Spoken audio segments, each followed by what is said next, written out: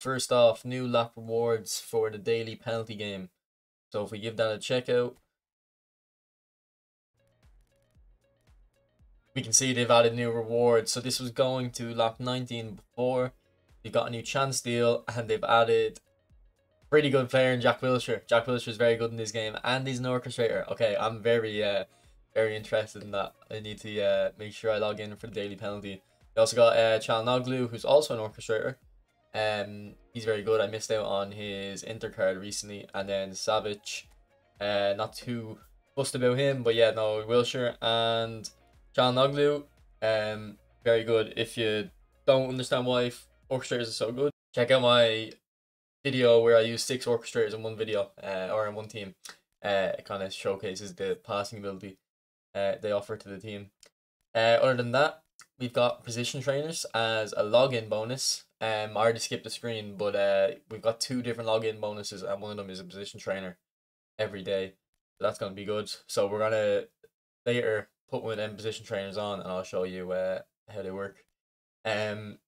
We have the Blue Lock collaboration card. So at first we thought it was only gonna be with Inzaghi, but there's actually a few other players. So we got the see the Man United players. So I assume the Man United pack was delayed. I haven't checked what packs are out today, but that might be the case because of the Blue Lock thing.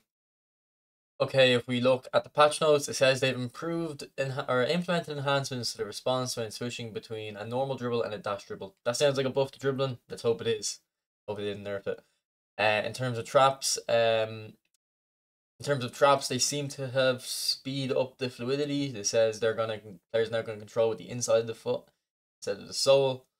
In terms of passing, now take this with a grain of salt. Implemented adjustments to alleviate the issues of players not being able to receive a pass. And the times you play a through ball in, and your player just watches it go through, and it goes out of play. I don't think they fixed it because they tried to fix that so many times and it never gets fixed. It also looks like they buffed lofted true passes. That is necessary. I think lofted true passes are not good enough at the moment. They've improved goalkeeper distribution. Also, if you watch my streams, you know that's a big issue for me. I always throw it to the opposition, so hopefully that's true. And then outside curler has been buffed in terms of passing. So your player's going to use the outside of their foot, kick the ball mid-air diagonally towards the sides of their dominant foot, and then if they have very high weak foot accuracy, they'll be comfortable on that side too. Now shooting, please Konami, please. Let's hope this is actually true. Implemented adjustments to make the trajectory of headers more suitable to the situation. Headers are terrible in this game. Crossing is fine. It's the headers that are the problem. You'll never score a powerful headed shot. It's always a floaty one, and you're kind of, even if your player has good heading stats, they never go in. So hopefully this is fixing the headers. And then the last one says basically if your player's in acres of space, their header's probably going to be accurate. I hope that's true. Okay, kicking, they've seemed to buff just Kubo. I don't know. They've added a new animation for Kubo's finesse shots. We'll try them out in game. See what that's like. Implemented adjustments to alleviate the issue of taking extra touch instead of playing one touch passes. I don't know if that's gonna be actual fixed. Don't know. It could be just lag. So hopefully we'll see that. Now defending this change, I actually didn't know this is how it worked previously. This might actually improve kind of how people perceive the game, even if they aren't aware of the change.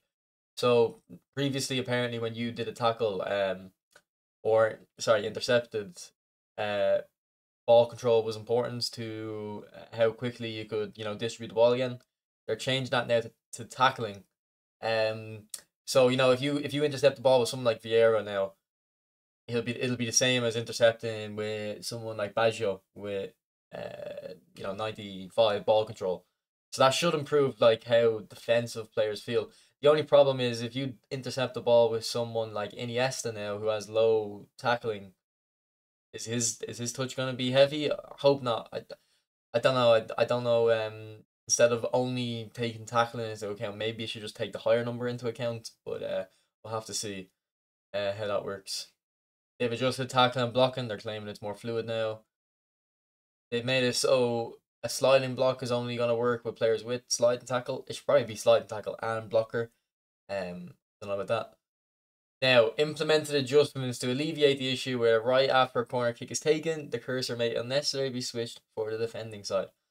If this is when your opponent has a corner, he whips it in near post, you are controlling someone like Hullet near post to defend against his really tall player, and then the game automatically switches to your smallest player, Saviola, and the guy has a free header on the near post. If that's what that's fixing, thank God, man, because the amount of times it's so stupid how if you want to defend the corner in this game, a high level, you have to switch. You have to move a tall player into the area, switch off them just as the corner's been taken to a small player, and then hope the game automatically switches into your tall player. So hopefully that's what they're fixing. So I don't know. Okay, AI. I think Konami have been watching my streams. The amount of discussions we've had on stream about how Classic 10 needs to be more, move more in the final third and make late runs into the box, for a cutback and top in.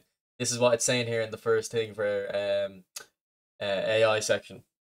Then I believe the second part of it is saying that Classic 10 is no longer active as CMF. I'll check the help menu in a sec and just to confirm that. Okay, implemented adjustments so that teammates will be less likely to drop back and receive the ball if the player in possession is free. I assume that means if the player on the ball is in loads of space, instead of your teammates coming to support, they're going to be making runs to try get in behind. They'll only come to support you if your player is under pressure and needs to recycle the ball. We'll see. That sounds like a pretty big change, to be honest. The game might feel a lot different now after this update. These patch notes actually do look pretty serious. Okay, Konami are 100% watching my streams. Implemented adjustments to the movement of players who provide coverage for the goal in instances such as when the goalkeeper is off his line. The biggest problem, or the biggest AI handholding in this game, is you dribble around the keeper, and then randomly, the opponent's AI, or your AI, it happens when you're defending, just runs onto the line, you take a shot, and your player just hits it towards that player and clears it off the line. Hopefully that's fixed. It does say players with low defensive engagement will be slower to initiate. So players with high defensive engagement are probably still gonna, get there. Look, it's moving in the right direction. At least they're gonna have to be Maldini or something to come onto the line to block. And to be honest, most times it is a random striker that's the one clearing off the line. So that sounds like a good fix. Fix the issue where players running towards the goal in an anticipation of a cross may end up running into the same position as other teammates. I don't know if I have ever noticed, players running quite on top of each other, but I do feel like if you're about to cross it in, there's two defenders in the box and there's two attackers in the box. The attackers don't understand how to split up to create the space. I feel like or even if there's only one defender and two attackers, they'll usually both go back post, whereas in real life, one of the strikers would kind of come short near post a little bit and one would go back post and leave the defender to mark one or stay in the middle and mark neither. So hopefully that's kind of what it's talking about. I'll have to play the game myself and see. It's also saying that players will be easier to find throw-ins. I think that's good. It says implemented adjustments to alleviate the issue where a teammate out of cursor may tackle and foul an opposition player. So I feel like this is gonna hopefully reduce the occurrences of your opponent's dribbling the box, gets fouled, and it wasn't even you controlling. The AI just jumped in. It should still, if the player gets fouled, it should still be called as a foul, but hopefully your players are less likely to jump in and are more likely to just let your opponent dribble by them and not give away the penalty. And then if you use automatic match support, it's not going to change at the start of the game. It's only going to change based on the scoreline. Alright, they claim to have changed fouls. To be honest, they could write this and nothing could change. Like it's kind of hard to see. In terms of controls, they've adjusted the positioning of players and matchups. So have they buffed it? Have they nerfed it? They didn't tell us. Hopefully they've nerfed it. Honestly, they get rid of it. I'll have a video on why matchup is actually useless. So if you want to check that, when I see that, let me know in the comments. They claim to have improved player switching, didn't really have any issues, and then they're saying that second man press didn't work sometimes, haven't really had any issues with that. Okay, implemented adjustments, so when you call for a short corner, tall players who are strong in the air are less likely to be the ones coming short. That's good. To be honest, the amount of times I call a corner and then it's Hullet and Vieira that come short. To be honest, I don't know how it works previously. It'd be just some games I'd play it'd be Messi and Xavi that come short, perfect dribbler and a passer. Then other games it'd be Vieira and like Hullet. So hopefully that issue is actually fixed. They're saying something about sprinting, the AI sprinting off free kicks. I'm not sure what that is, to be honest. Maybe players were running in behind when it wasn't advantageous, causing offside. I don't know. Alright, they're saying fix the issue where a player in dribble may lose the ball for jumping to avoid a slide tackle in the opposition's penalty area. To be honest, that's like a real thing in football that, someone will slide tackle and jump. I don't know if I don't think it should be in the game, but when it happens, I don't really think it's an issue. But I mean, they're claiming to fix it, so we'll see.